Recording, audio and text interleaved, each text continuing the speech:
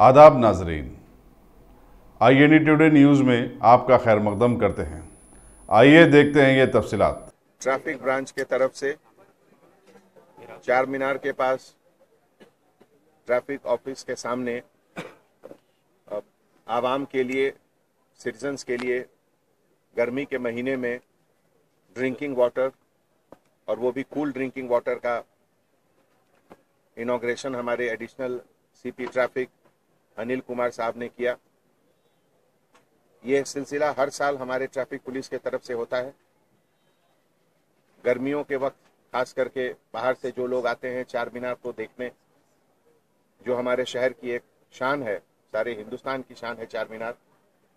और अभी हम बाहर देखे कुछ फॉरेन टूरिस्ट भी लोग आए हुए, तो सबके फैसिलिटीज़ के लिए, सबके सुविधा के लिए ये बहुत अच्छा इनिशिएटिव हमारे ट्रैफिक पुलिस के तरफ से हुआ, जिसमें कि कभी भी 24 hours clean cool drinking water, 2 cooler यहाँ पे हमेशा लगाए गए हैं।